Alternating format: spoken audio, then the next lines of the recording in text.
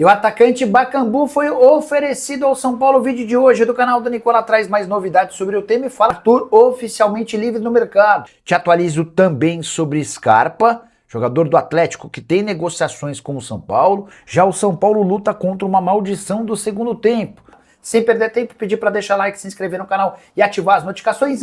E Arthur está oficialmente livre no mercado. Nas últimas horas, o volante brasileiro de 32 anos de idade rescindiu seu contrato com a Juventus e está livre para assumir ou para escolher seu próximo clube. Tudo se encaminha para que o Arthur reapareça no futebol brasileiro. Resta saber quem vai ter coragem de assumir aqueles 100 milhões de reais num contrato de 3 anos que o Arthur pede. A tendência é que o Arthur precise baixar bastante sua pedida para voltar ao futebol brasileiro. Jogador que já foi do Barcelona, da seleção brasileira, mas que não vive o melhor dos momentos. A passagem pelo Grêmio dá para dizer que foi uma passagem ok, sem grande brilho, mas deixando em alguns momentos uma boa impressão. O Arthur tinha mais um ano de contrato com a Juventus, onde ganhava 5 milhões de euros por temporada. Juventus e Arthur também discutiam em relação a 5 milhões de euros pendentes.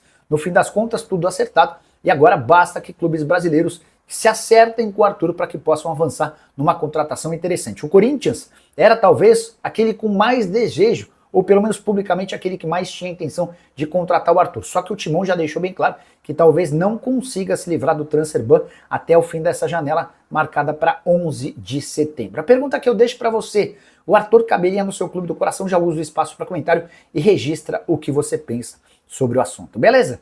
Você já ouviu falar sobre o Bakambu, certo? Atacante de 35 anos de idade da República Democrática do Congo. Pois bem, jogador que quase foi parar no Internacional na semana passada, foi sugerido nas últimas horas ao São Paulo. O tricolor não descarta novos movimentos no mercado, chegou a conversar na semana passada com o Vart, tem tratativas com o Scarpa e está analisando prós e contras da operação pelo Bakambu. Jogador que passou a última temporada pelo Betis, está livre no mercado e procura opções também no futebol da América do Sul. Bakambu viveu seus melhores momentos jogando com a camisa do Vila Real. Era um ponta de muita velocidade, capacidade física. Hoje, sem tanta capacidade, tem jogado um pouco mais avançado, muitas vezes como um 9, embora não seja um centroavante como o Jamie Vardy. O salário dele em relação a Jamie Vardy, que era pretendido ou foi especulado no São Paulo, bem mais barato.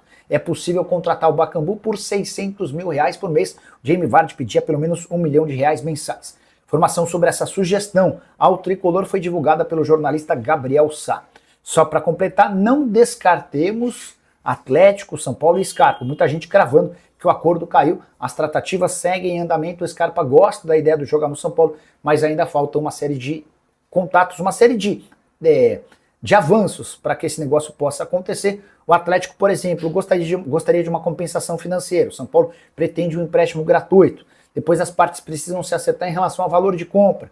Quais as metas que precisariam ser alcançadas para que esse empréstimo se tornasse uma obrigação de compra, enfim, tudo isso está sendo discutido e qualquer novidade eu conto para vocês. Nessa sexta não teremos live, mas volto com vídeo nesse sábado, à tarde, de manhã, à noite, enfim, para deixar vocês super bem informados. Não esqueçam de deixar like, de se inscrever no canal, a gente se encontra assim que surgir notícia. Tchau. E Gustavo Scarpa pode mesmo se mudar para o São Paulo. Entre Scarpa e São Paulo, tudo certo. Falta o mais difícil, um acordo entre Tricolor e Galo, que nem parece ser tão complicado assim. O Atlético já percebeu que o Scarpa não tem o mercado que se imaginava. As poucas sondagens que apareceram não interessaram ao jogador. A ideia do São Paulo é contratá-lo por empréstimo até dezembro sem custos. São Paulo assume 100% dos salários do atleta. O Scarpa ganha hoje 1 milhão e 200 mil reais por mês. O que o São Paulo e o Atlético vão discutir nas próximas horas é a condição para uma compra em definitivo. O Scarpa vai por empréstimo, mas quais seriam as metas que obrigariam o São Paulo a comprar o jogador de 32 anos de idade? E qual seria o valor dessa compra? Com a lembrança de que o Atlético o comprou do Nottingham Forest por 5 milhões de euros. Hoje, diante da fase ruim do Scarpa, é inimaginável que esse valor seja alcançado. Talvez 3 milhões de euros, 3 milhões e meio, no máximo 4 milhões de euros. Tudo isso vai ser debatido nas próximas horas. Repito, o Scarpa quer se mudar para o São Paulo e vai fazer força para que esse negócio aconteça. O Galo precisa economizar o dinheiro e esse 1 milhão e 200 mil por mês até dezembro certamente ajuda. O fato de o Scarpa ter só 10 partidas no Campeonato Brasileiro também lhe permite atuar por um rival na Série A.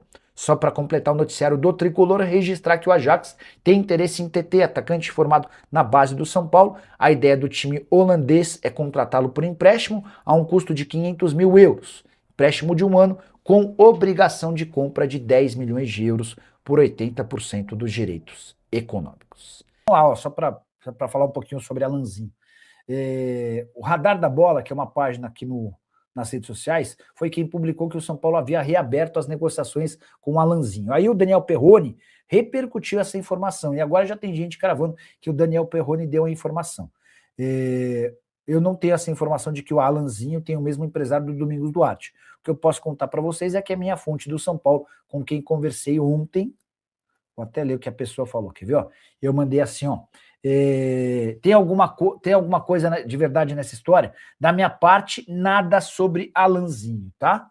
Então essa pessoa aqui tem papel importante dentro do departamento de futebol do São Paulo, descartando qualquer negociação. Acho que se o São Paulo quisesse contratar o Alanzinho, já teria avançado nessa operação. Jogador revelado na base do Palmeiras, que foi de graça para o futebol português e jogou as últimas 3 temporadas e meia no Moreirense. Christian Barletta, no São Paulo. Será que é verdade mesmo? Onde é que você leu? Eu não tinha ouvido sobre Barletta no São Paulo. Vamos ver se alguém já publicou alguma coisa. Barletta, vocês lembram, né? Jogador que passou pelo Corinthians, pelo São Bernardo. Barletta tem lesão confirmada no posterior da coxa e vira desfalque no Sport. Notícia de 15 de agosto. Barletta critica a comemoração. Porque assim, ó, após passar por ressonância magnética na manhã desse sábado, foi detectada uma lesão no posterior.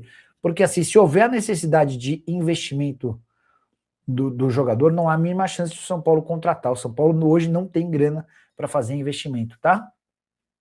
E o Barletta tem papel importante no esporte. Estou até pegando os números dele. Esquece, 34 jogos, 12 gols, 7 assistências. O esporte nunca vai liberá-lo sem compensação financeira. Não boto muita fé não, tá, Rosa? Não sei onde é que você viu. Egito Zé Nicola, sobre as eleições do São Paulo, quais as novidades? Egito, tudo se encaminhando para que a gente tenha só 2 candidatos. Pela situação Arrimacis, pela oposição Marcelo Portugal Gouveia Filho. O Marcelinho, como ele é conhecido já, inclusive já contratou uma equipe de assessoria de imprensa, ele vai ser representado pela agência Liga, que é do Juca Pacheco, que foi durante muito tempo o diretor de comunicação do São Paulo. Tomás Martins, ESPN deu que o São Paulo tem interesse no Alan. Não foi bem isso, Tomás. Cheguei a ler a matéria, a ESPN diz que é um dos nomes que estão sendo avaliados, que foi sugerido, que é o mesmo empresário do Domingos Duarte, que os caras estão vendo as possibilidades, tá bom? A minha informação de uma fonte no São Paulo é outra, respeito à apuração de todo mundo. O Guedes SP Clube da Fé, Nicola, boa noite. Alanzinho tá acertado com o São Paulo? Informação que eu tenho é diferente. O R. Rocha, boa noite, Nicola. Alguma chance de Echeverri chegar para o Bahia? Cara, é difícil checar essas coisas, cara, porque a verdade é que a gente tenta mandar mensagem pro Cadu Santoro e ele não responde, cara. Essa é uma grande dificuldade. O Bahia monitorou e tentou aproximações por empréstimo do jovem chamado de El Diablito, assim como outros clubes sul-americanos e europeus. Posição do Manchester City. O grupo prefere manter o atleta no futebol europeu para o seu desenvolvimento ou avaliação técnica. O jogador de 20 anos passou por clubes como Girona e Bayer Leverkusen, mantendo forte resistência a um retorno precoce ao futebol sul-americano. O JVR Souza, Alanzinho oferecido ao São Paulo. Hernan disse que hoje procede. Cara, que ele é oferecido, ele foi oferecido há mais de um mês, cara. Ele está tentando cavar uma vaga no São Paulo há mais de um mês. Ele está desempregado desde 30 de junho, quando acabou o contrato dele no Moreirense. A questão é, o São Paulo quer contratar o Alanzinho? A informação que eu tenho é de que não. Alanzinho no São Paulo é verdade, vi na ESPN hoje, vi aí, Nicola. Vamos lá, vou mandar mensagem para mais uma fonte no São Paulo. A de ontem assegurou que foi oferecido, mas não interessa. O que eu vejo desse Alanzinho é que tem muita gente forçando a barra para que aconteça, tá? Vamos mandar aqui, ó. Quer ver, ó? O Vladimir Inácio. Boa noite, Nicola. O São Paulo está querendo comprar um atacante de 39 anos. Já tem muito jogador com mais de 30, assim não dá. Vladimir, bora explicar essa história do Vardy.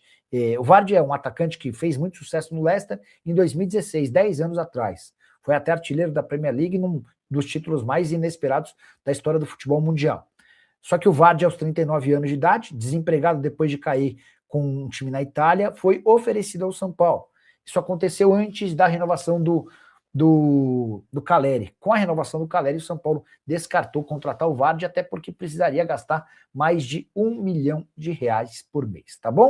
E qual é a verdade que o Kitmaster ofereceu 73 milhões ao São Paulo pelas maquininhas, além dos 140 milhões. Ah, deve ser Ticketmaster, né?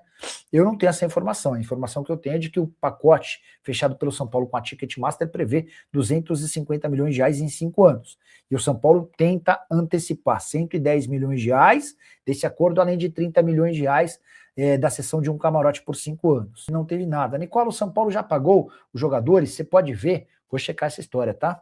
São Paulo tinha... O transferban foi pago. Tanto que o São Paulo conseguiu a inscrição do Domingos Duarte e do... Quem que era o outro? Do Iago Borducci. Vou tentar checar se houve pagamento da imagem atrasada. O João Wellington. Boa noite, Nicola. É verdade que o São Paulo está fechando com um centroavante alemão de 39 anos? Esqueci o nome agora. Prefiro o... Não, João, se você está falando do Jamie Vardy, ele é inglês. E não vai fechar. A informação que a gente tem é de que ele foi oferecido, mas foi considerado muito caro, tá bom? Lucas Rocha, Nicola, você viu que a CBF admitiu o erro do jogo? Sim, pênalti do Keno no Caleri. É que agora também, né?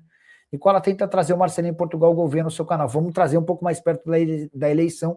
A gente vai convidar os 2 candidatos à presidência do São Paulo para explicarem o que eles pensam, tá? O Egito Zen, Nicola, na sua opinião, como o São Paulo, campeão de tudo nos anos 2000, conseguiu chegar ao fundo do poço?